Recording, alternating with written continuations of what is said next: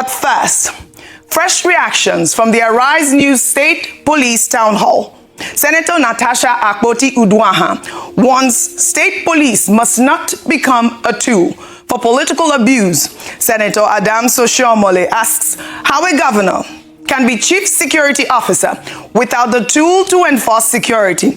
And human rights lawyer Chidi Odinkalu raises serious questions about giving governors state police powers in an election season. Let's watch. We are talking about reforming the most fundamental power of a state in election season. We're in election season, and we're talking of reforming the most significant power of the state without debate. This morning, we've learned that there are in fact two different versions of the bill going through the National Assembly. An executive bill passed by the Senate and a different one passed by the National Assembly. No citizen has seen those bills nor participated in reviewing them, as citizens are entitled to do. If we are talking about using the police to protect citizens, and citizens are not part of it, who will the politicians be doing business with? Bandits and terrorists? Are they the interlocutors that the politicians will be doing business with? Why are they so afraid of citizens that none is invited to the table? I cannot be a state security officer. I have no control. I can't give orders to the police. I can't discipline my instrument of control. I cannot promote. I cannot recruit. So it's like calling me a husband, but I have no wife. So I think that over the ages, people have realized that the system as it is isn't working. And I can tell you, because one of the issues raised by those who have spoken include the fact that they think, will the state be able to fund the police? Nobody will be able to fund anything you do not believe in.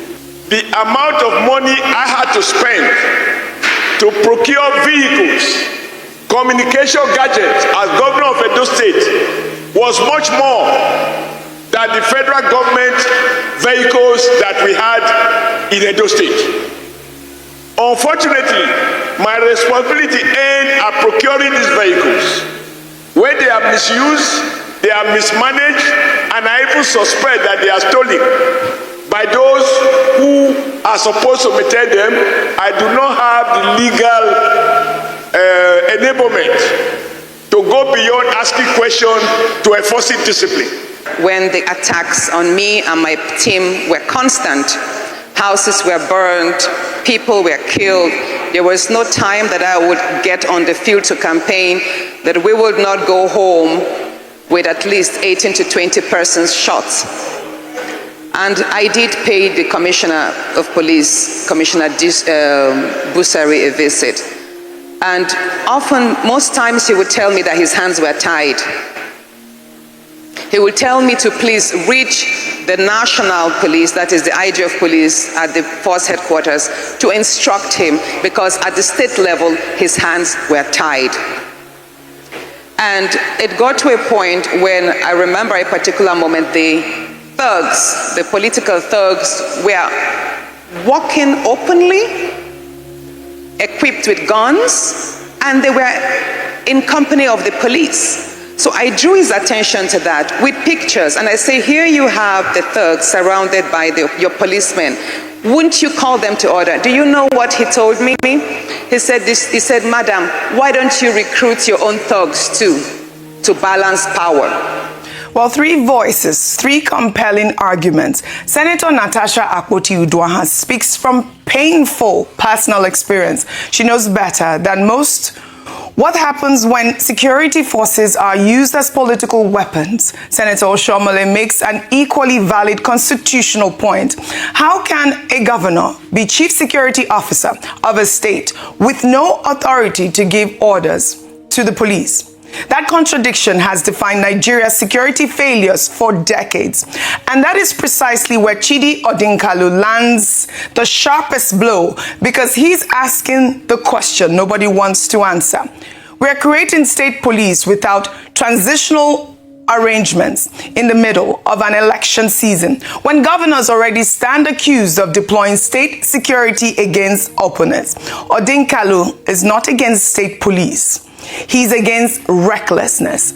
And that, for me, is the point. He is absolutely right there. Recklessness is what we should be against. Now, the consensus in that room was clear. State police can work, but only with ironclad safeguards, independent oversight, and strict constitutional guardrails. Good morning, Dr. Bati, over there in Abuja. How are you this morning? I'm good. Thank you very much. Perfect. Thank you for the wonderful job you did yesterday. Yourself and Charles and Yagu were amazing. I'm sorry I lost my voice. Sorry to the viewers. We will try to continue. Amazing, yes, Thank you, Rufai. Yes. You had a very wonderful, closing speech where you thanked everybody and you summarized everything. So Thank you were also amazing. Yes, I was part producing the show with the chairman and the main convener of this state police program yesterday at the Dome in Abuja. Good morning, Rufai. Good morning, Ayo. And let me reiterate, it's the chairman of Arise News and the state, Prince Nduka Obaigbena. I had to just clarify that.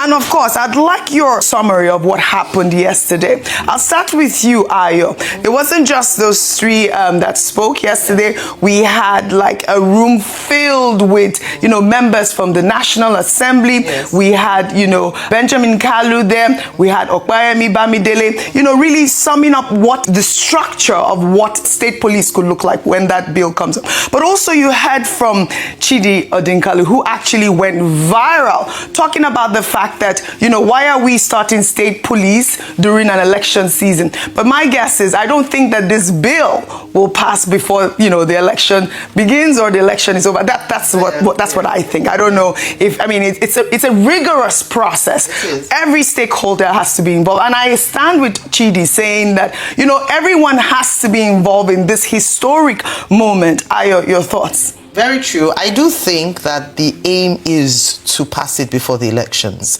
You will see how fast it has scaled through the National Assembly. They say they put up together a conference committee to harmonize the bill that was passed at the House of Representatives and the Senate to present one and then transmit it to the state houses of assembly. Already the governors have spoken, come out in support of this. They only need 2/3 of the state houses of assembly for it to then be passed on to be assented to by the president. So the speed with which it is going, it looks like a force. And that's why a number of people, including Chidi Odinkalu, are asking, why the rush?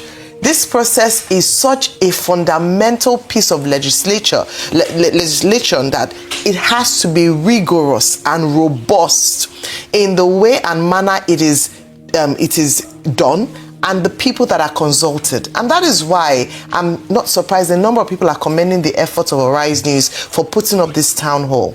It was a critical conversation that had to be had and was done by key stakeholders. Now, just a few things and just to summarize a few thoughts, since we've talked about it throughout, and I believe that it will still be a point of conversation throughout the day.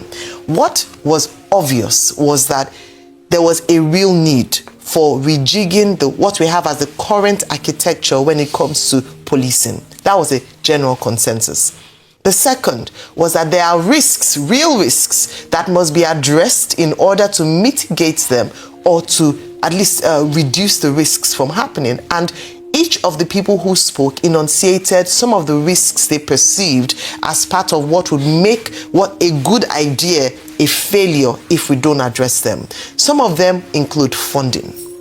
There were real concerns around the inequalities of states and the governors to actually meet the demands, the cost demands of running state police. In fact, there was a suggestion or perhaps a thought put in the room by Governor Soludo around maybe they would need to rethink the way FAC allocation is currently distributed. The current legal framework for FAC is that 52.6% goes to the federal government, 26.7% to the states, and 20.6% is shared across local governments. And they're saying if you're devolving more powers to the governors, you must also devolve more funds to the governors. More powers means more responsibility. More responsibility must be backed by by funds. And so these are some of the things that we talked about.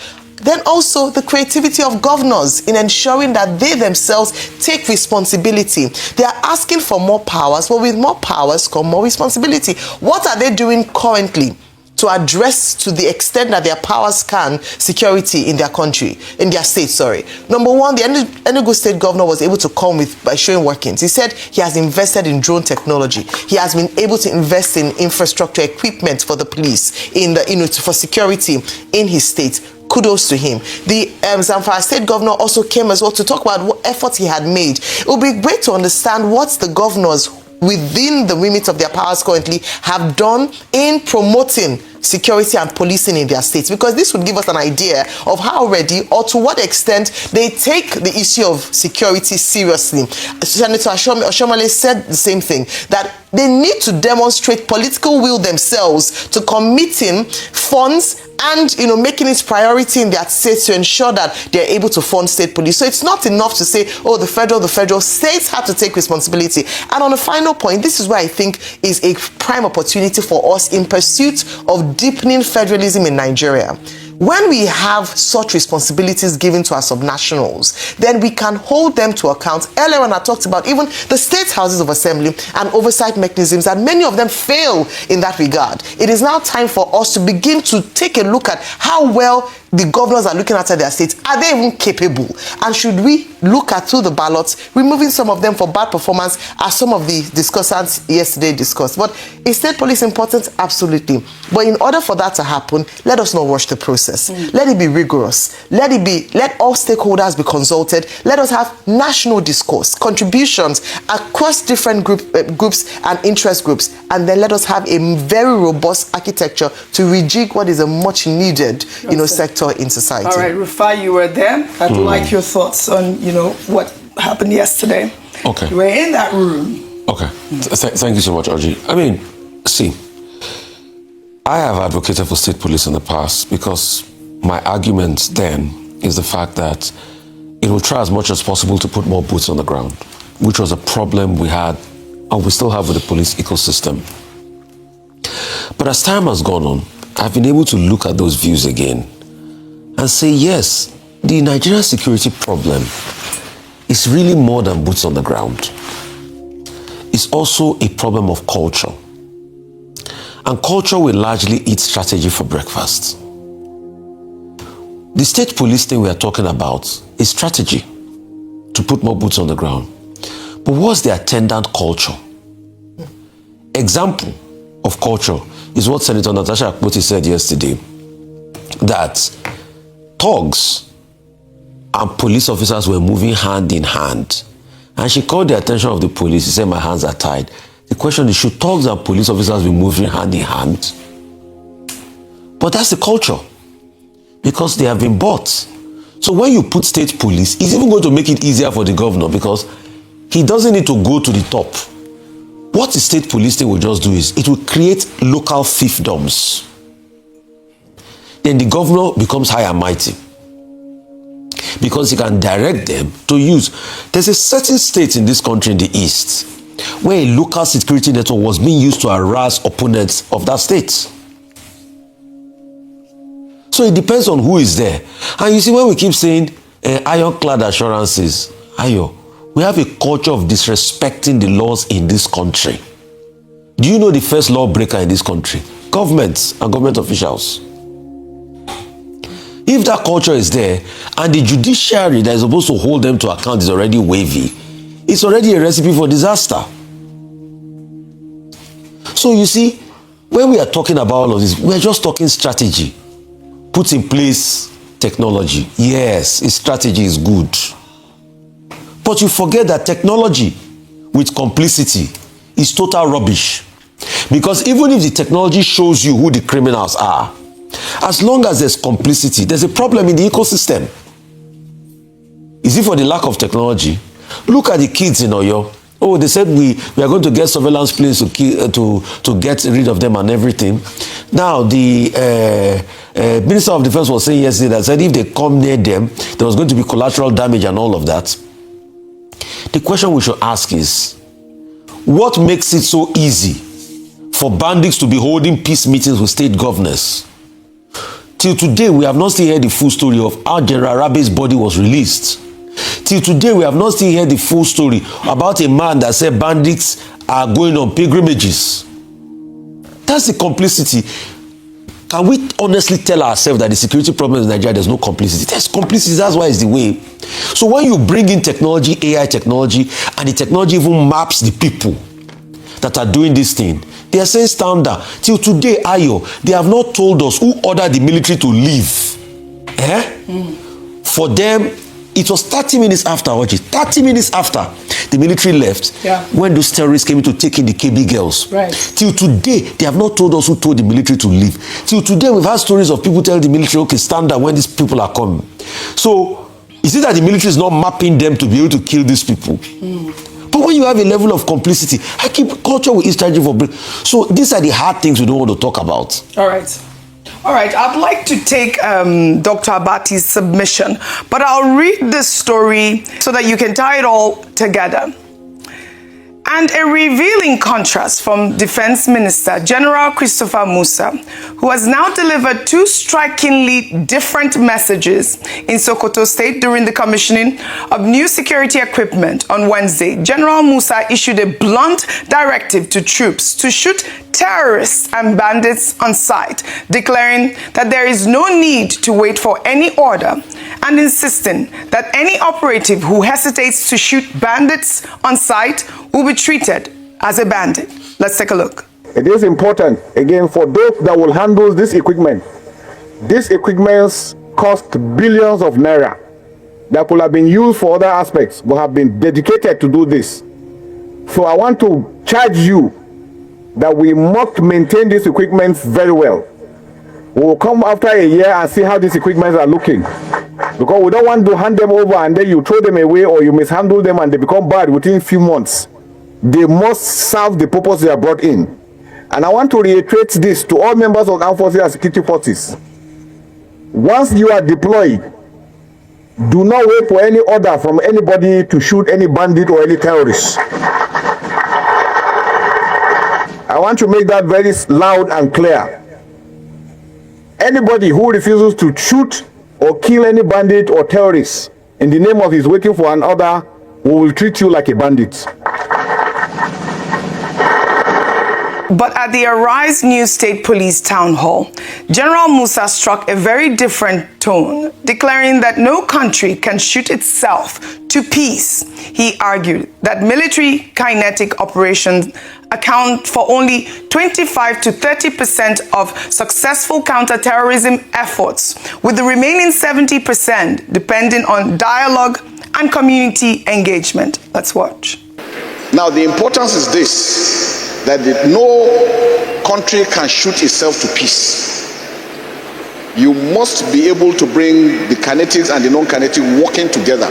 And I've said it repeatedly, the kinetic aspect is just about 25-30%. The non-kinetic, which has to do with dialogue, discussion, understanding, together with the communities, because these terrorists live within the communities. And if the communities are on their side, it makes it difficult for the security forces to win the battle. And if the communities are with the security forces, it makes it a lot easier. So it is very, very important. Now, both solutions can be effective. Shoot on sight sends a necessary signal to troops on the front line, while no country can shoot itself to peace is a strategic reality that every serious security expert acknowledges. Dr. Abati, what side are you on? Shoot on sight or dialogue? Okay, let me start with what General Musa said yesterday. Now, he's always been talking about shared responsibility. That has also been the position of the Nigerian government, that security is a collaborative effort, and that local communities, persons who live with these bandits, who know them, should assist government with intelligence, with information. But the big problem here, which I tried to raise yesterday, when I asked him that question, is that about the issue of trust. If we say communities should assist government, should give information, they did so in the past, only to be the ones at the holding the short end of the stick with these terrorists or bandits going back to attack them and their families. So trust is very important. Accountability, which is the phrase you used earlier also, is very important. The people can only cooperate when they see that government is accountable to them and that they can trust their government and not be thrown under the bus by their government.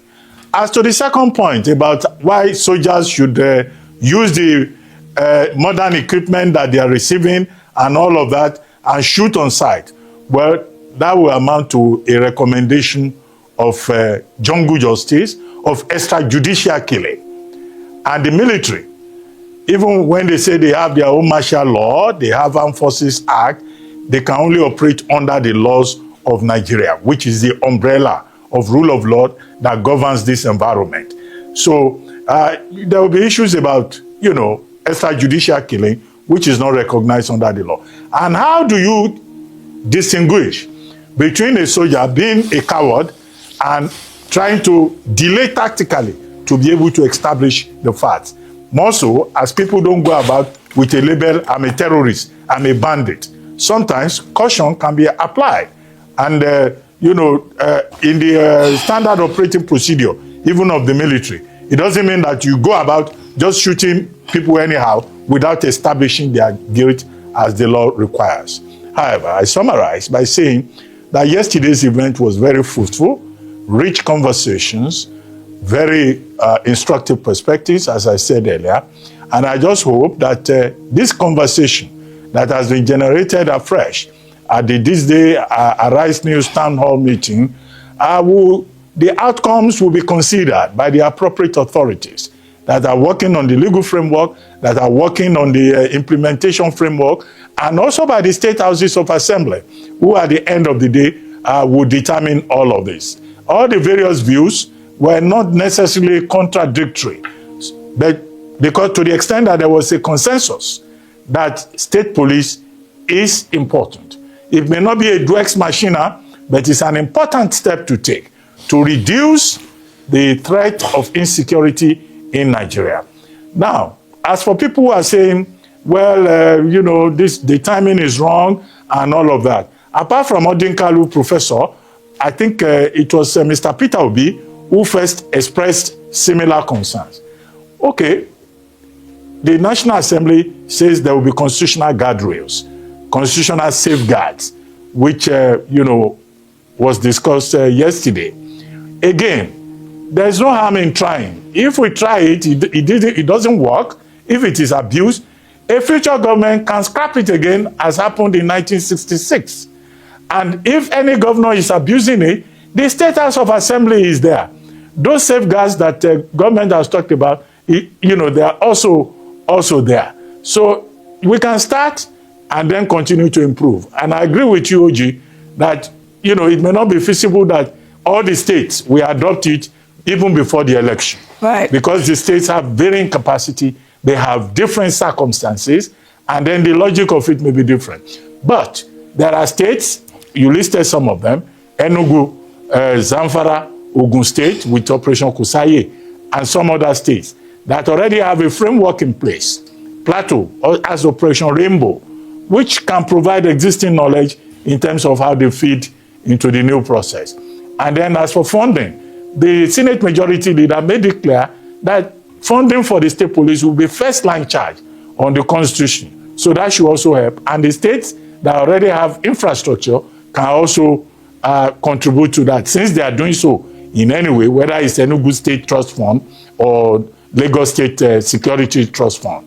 So I think there is a light at the end of the tunnel, and the consensus that is emerging is also instructive, giving the impression now that it's not just government and political leaders taking a decision. Now the people have been given an opportunity for their voices to be heard.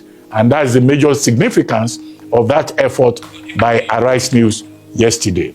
All right, thank you all. Thank you all for your submission. And I'd like to end by taking a comment that I just received on Leke Leke. King wrote, the Arise Town Hall debate on state police is a national turning point. It shows that Nigerians are tired of insecurity, tired of excuses, and ready to confront the structural flaws in the country's policing system. But it also reveals deep fears about political abuse, weak institutions, and the danger of giving more power to state executives. But Nigeria also needs strong safeguards. Security without accountability becomes oppression. It's as if King here was reading my thoughts. I mean, for me, that's really what I summed my vote of thanks to. Really, if we have to put the state police in place, there has to be accountability, because without accountability, it's going to just be a whole new dimension of the insecurity that have been plaguing our nation. Again, thank you to everyone who honored the Arise Town Hall debate on state police, including we had the former Prime Minister of Israel, Ehud Barak, who, shared his international dimension to this story. And the story continues. We're going to continue on this conversation. Nigeria could survive.